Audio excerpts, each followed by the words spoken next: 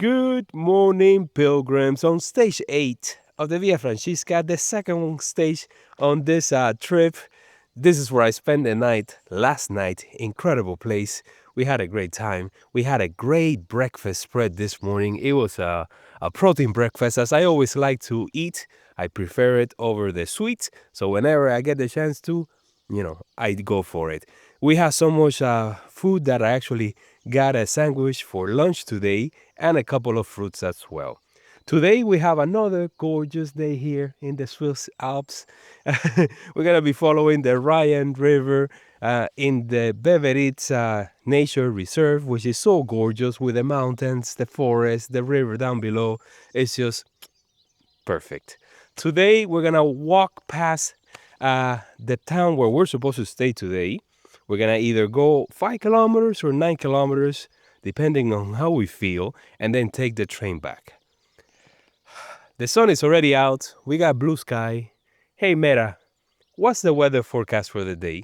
Today's forecast is sunny with a high of 74 degrees Fahrenheit and 23 degrees Celsius, and a low of 47 degrees Fahrenheit and 8 degrees Celsius. Yep, that sounds about right.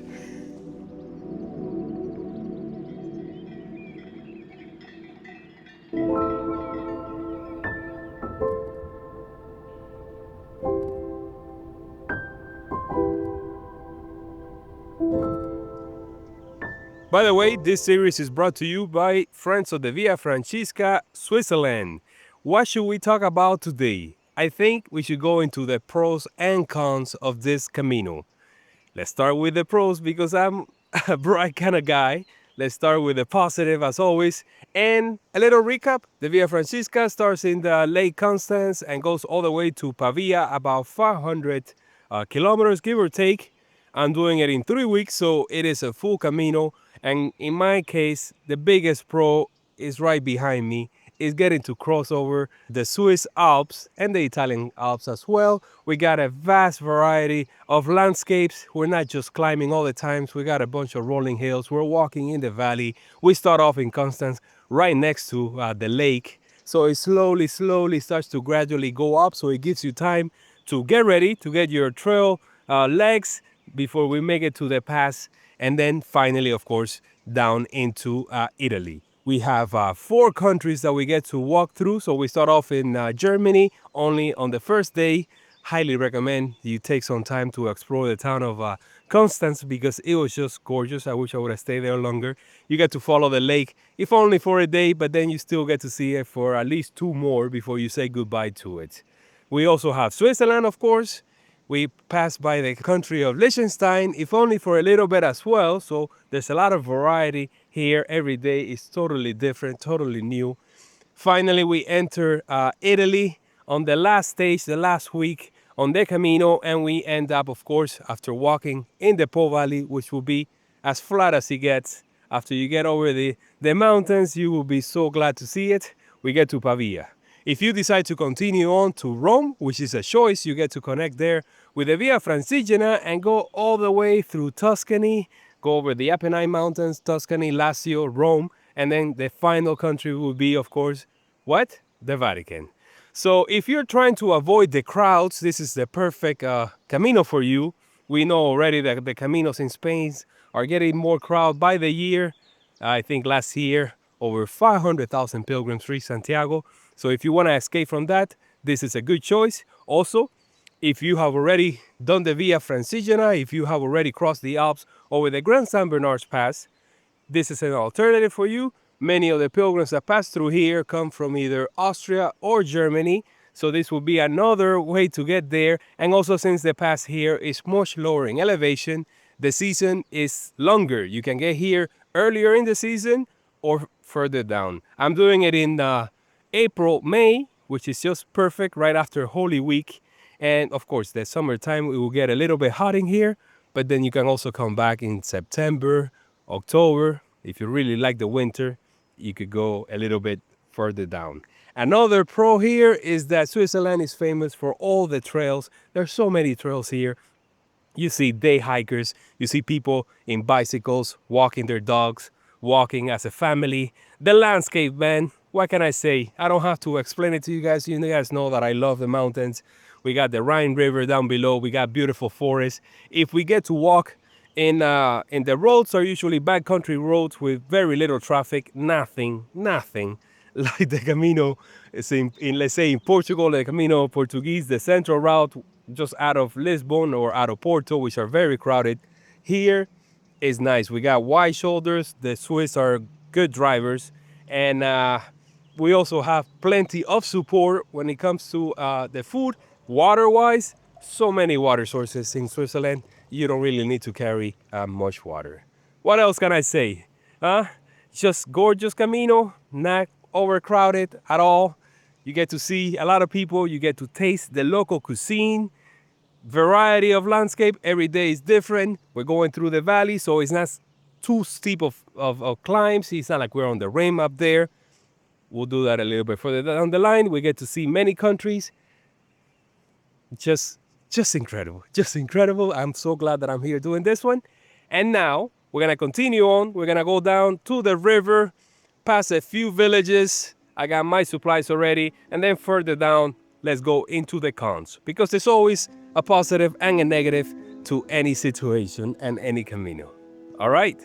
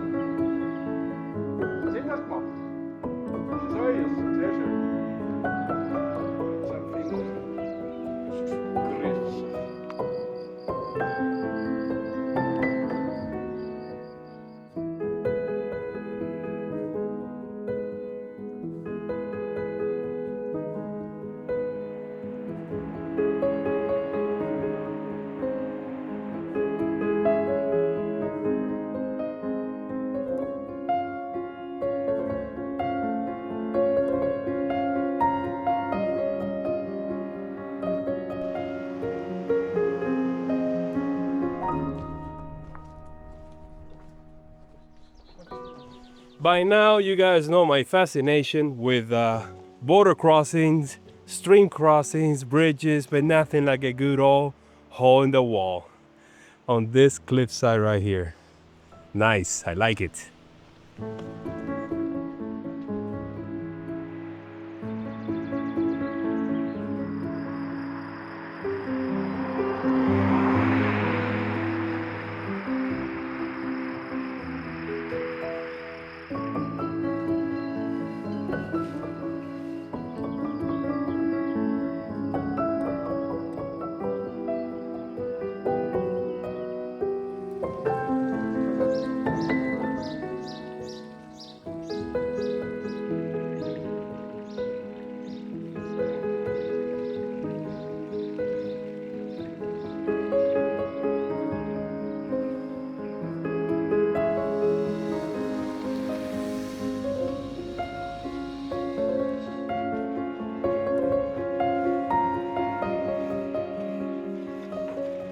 It is 12:30 in the morning, and we made it here to this train station because we're gonna do something a little bit different.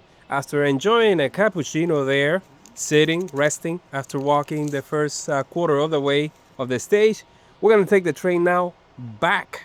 That's right, we're going back, but it's only gonna be for sightseeing since we're here in the canyons, in the Swiss Canyon, Grand Canyon. We're gonna get some shots from the train and then make our way back to the same station, so we're not skipping ahead or anything like that, and then continue walking next to the river for the remaining of the stage. So actually we are at this point, Valendas, Sagoin. We will take the train all in the valley to Trin. When we get there, there's a nice bridge. Anyway, we stay there for 10 minutes and we take the train back, all the way back to Valendas, where we started. I think the train is coming already, so just perfect timing.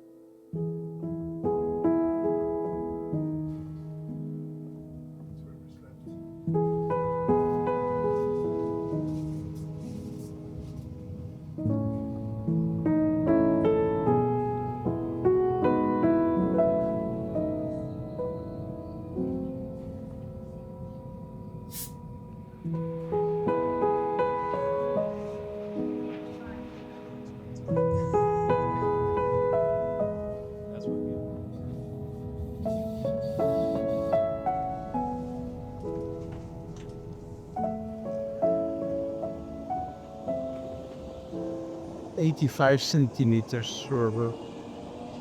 Precision.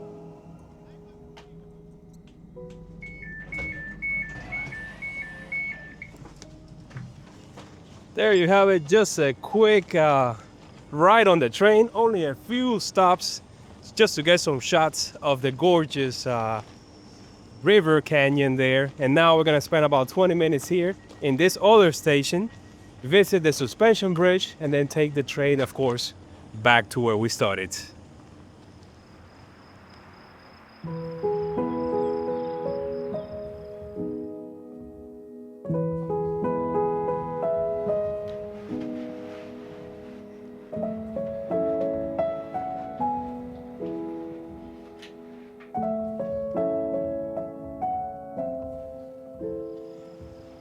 Can you believe that yesterday I was somewhere up there over that tree line and I almost made it all the way down here with the drone. I saw this bridge and I'm like, man, I wish I could get a closer shot. And here we are. This bridge was built in 2011, suspension bridge, but not like the ones in Nepal. You know, those bridges that we had to cross that was extremely scary. This one is solid. This one is not going anywhere. All right, we're gonna be here for only a few minutes waiting for the train to go back, get more shots, enjoy the views. This is like not the mid-morning, this might be the midday break. I don't know if we are gonna have a bite to eat. When we can make it back to the station, we still have, anyways, the improvised sandwich that I got this morning from breakfast, some leftovers. I also have a few fruits, and yeah, maybe just a cold beer, of course. What a gorgeous place, what a gorgeous landscape and beautiful weather. And the train system, this is something that I forgot to mention in the highlights or the pros of this pilgrimage. You know, we're in Switzerland, and Swiss, they have a great public transportation. So you could use, let's say, one of the bigger cities as a center of operation where you just rent a place for a few days and use the train to go back and forward and cover all the little sections, all the little stages along the way. Maybe that way you can bring the prices down a little bit and then move on to the next city and on and on and on. You can do that here in Switzerland. I still don't know how it is in Italy, but you know, since we're in a canyon, everybody's going in the same direction. If for any reason you get injured on this Camino, you can use the trains to get out quickly. If it were to happen in the mountains, of course, the Swiss have a great rescue system, so you can call, I think it's 1414 on your phone, and they can even come pick you up in a helicopter. All right, I think we got everything we needed to get. Let's get back on the train and get back on the trail.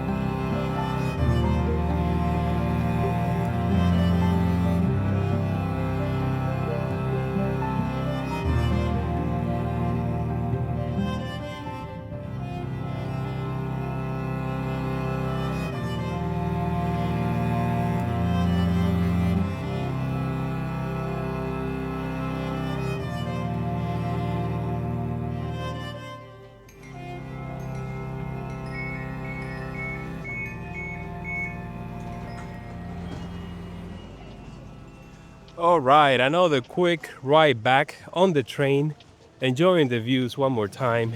Got off at the same station that we took on the way there.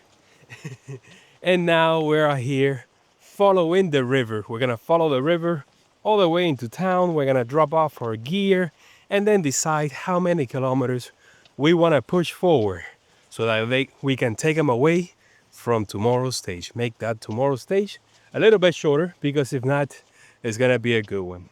So here we are next to the Rhine River on this footpath that at the moment is exclusive for hikers. They don't let cyclists pass through here until after like 4 in the afternoon. So let's talk about the cons on this Camino because there's always a good side and a bad side to everything in life. I try not to focus on the negative, try to focus on the positive as always. So the first thing here, which is obvious, is the elephant in the room, and that is we're hiking in Switzerland. So the prices, of course, are way higher than in Spain, Portugal, any other Caminos. But of course, you know, Switzerland is a rich country with with a higher minimum wage, you might say, compared to all the other ones. So of course the prices are gonna be higher, but everything is relative. As I was getting ready for this section of the video, I decided to search online for like the minimum wages, so just so that you have an overview. And that is Switzerland. The minimum wage here is 4,400 francs, which will be the equivalent of about 4,700 euros. So that's great for them. They're making a killing here. In France, the minimum wage is 1,800 euros. In Spain, it's 1,400. In the US, it's 1,160.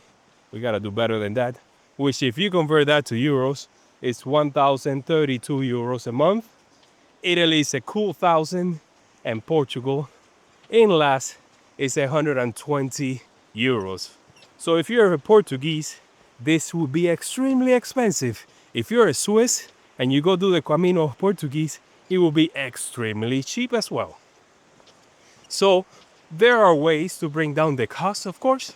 For example, when it comes to the food, instead of just going to restaurants every day to eat and all the cafes along the way like we're used to in Spain, what you can do is just go to the supermarkets as we have been doing and buying your supplies for the day.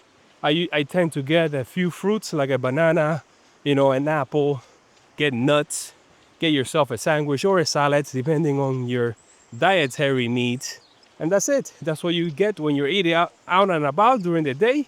And then you have your good meal at night. You can have pizzas. You know how it goes. You can bring those prices down with a little creativity. But that's the biggest con on this Camino. Another con would be the lack of pilgrims. This is not a very well-known pilgrimage yet. So for those that are trying to escape the crowds, this might be a great option. It is day 8 and we have not seen a single pilgrim. Most of the pilgrims here walking in Switzerland are doing the Via Jacobi or they're doing the Via Francigena. But this will be a third option, which is always good to have options. As I mentioned before, the people that are doing this for the most part are the Germans and the Austrians. So, language barrier, of course, if you only speak English, then this will be a little bit tougher. You can rely on Google Translate, as I have in many Caminos. For example, in Japan, I had to rely on Google Translate. This section that we're right now is the German-Swiss section. So, for example, when you're doing the Francigena, you're in the French section of it.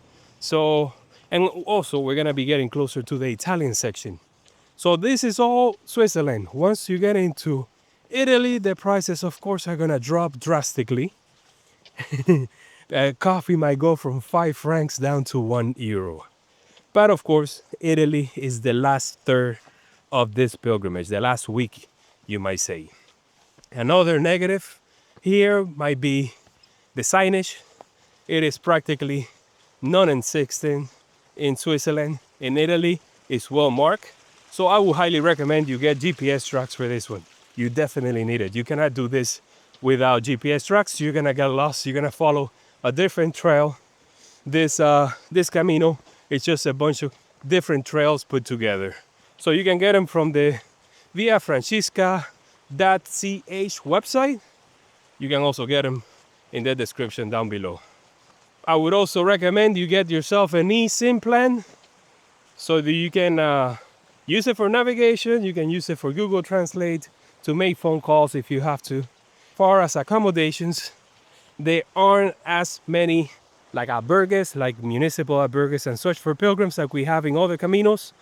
The one that we stayed at, you can see that people are passing by, but for the most part, they're just doing the Via Jacobi. So this might be just a camino that is for us. A private camino, one of those that eventually in the future might get a lot of traffic and we can reminisce about the time when we had it all to ourselves.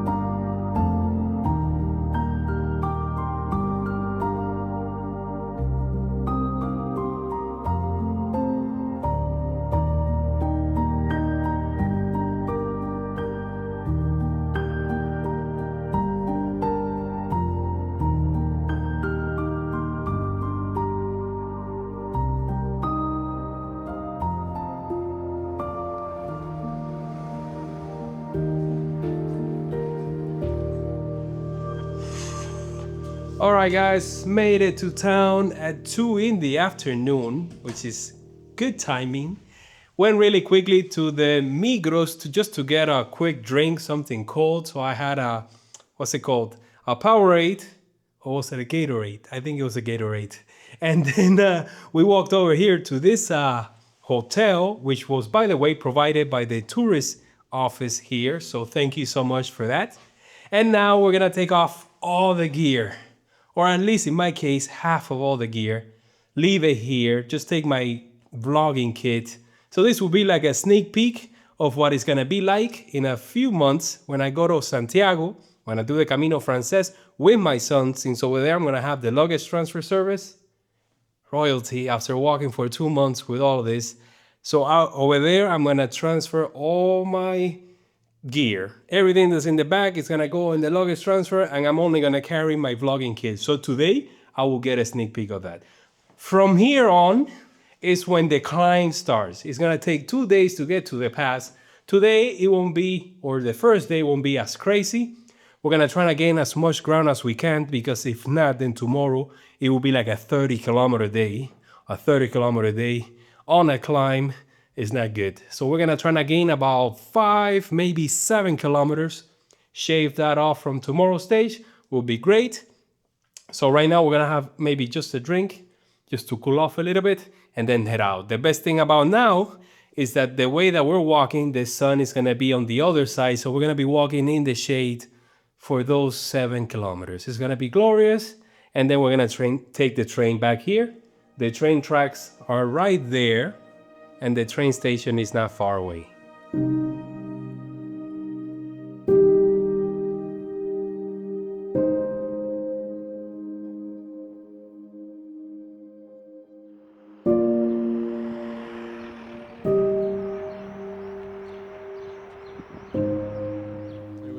Well, guys, here we are after enjoying a mandatory beer, sort of like a rattler. We left half our way behind at the hotel. This backpack is so light. I cannot believe I'm gonna be walking like this in Spain when I do the Camino Frances. It's gonna feel like I'm floating on a cloud. So right now we're eating into tomorrow's stage. We're gonna try to eat as much as we possibly can, of course.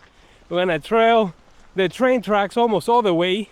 So the 30 kilometers, if it's too much for you, you can use the public transportation to make the stage shorter, of course. It goes all the way to the end of tomorrow's stage, but we're gonna do it on foot. We're gonna walk every step of the way. So we're either gonna walk 5 kilometers or we're gonna walk 7. The more we can cover today, the easier tomorrow is gonna be. We're staying at a nice hotel with a half pension included. So that means tonight's dinner and tomorrow's breakfast. It is hot, hot, hot right now. Let's see. Hey, Mera, what's the temperature like right now? The current temperature is 27 degrees Celsius, which is equivalent to 81 degrees Fahrenheit. It definitely feels it. My God. But I do have my umbrella. And right now we're gonna walk right next to the train tracks and under the cover of the canopy of the forest. And I cannot wait to get there already.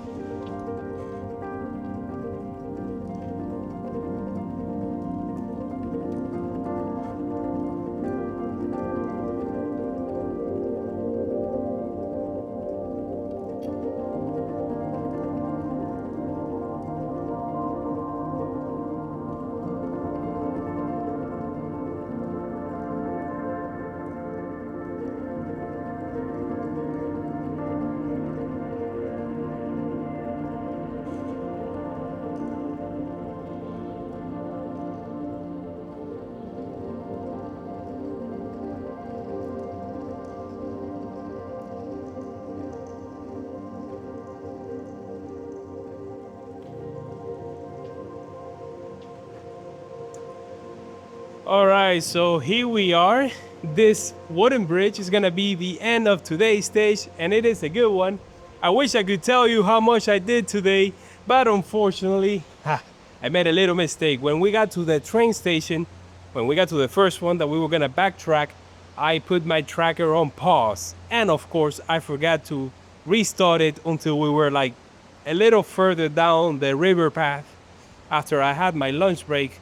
So, you know, that's how it goes. If you see today's animation, the relive animation at the end of the video is probably gonna go in a straight line. But 5 kilometers is still good.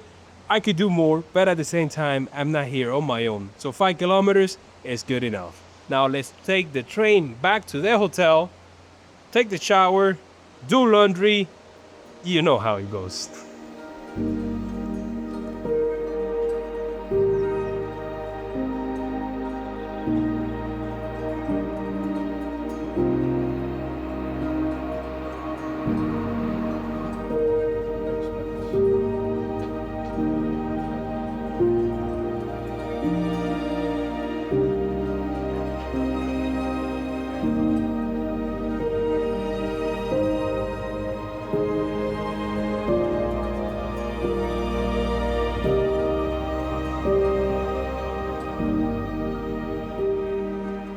Well, there you have it. After a quick train ride, we made it back here to the city. It was so freaking warm. I mean, I couldn't believe it. I almost took out the fan, but then I remembered that I left it here.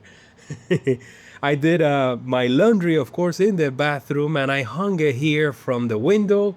Improvised line, you might say. It was so warm, and I had direct sunlight, so it dried up super fast. I think the fastest on the entire trip. It was actually warm when I grabbed it. Then I was just here sitting, transferring all the footage, charging all the gear as I usually do. And then at 7 o'clock sharp, we headed out to the restaurant to have our set meal, which was incredible. Quite the spread: salad, cordon bleu with fries.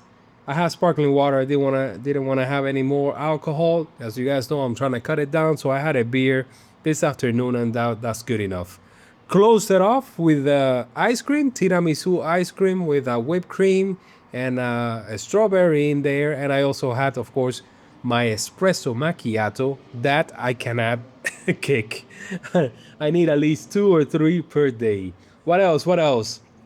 I guess that's it. Tomorrow we're gonna have breakfast early in the morning, take the train back to the same station where we came here, and continue on. The whole landscape is about to change. I think we're gonna enter now the mountains. It's gonna look more alpine environment, climbing. The snow is gonna get closer and closer. And I think the day after, when we finally make it to the pass, it's probably gonna be patches of snow along the way. I don't think it's gonna be like walking, like knee deep in the snow, but we're gonna see it. At least the drone will see it. I hope you guys enjoyed the video. I hope you took my advice when it comes to like the pros and cons with a grain of salt, because it's always like my opinion as a pilgrim walking here, and every year things slowly change, either for the better or for the worse. So that's how I see it. I'm just gonna tell you everything as it lays. I'll tell you the good, the ugly, you know how it goes. So that's it. I guess I'll see you guys tomorrow, 7 in the morning. There's no rush. We're taking the train. See you then.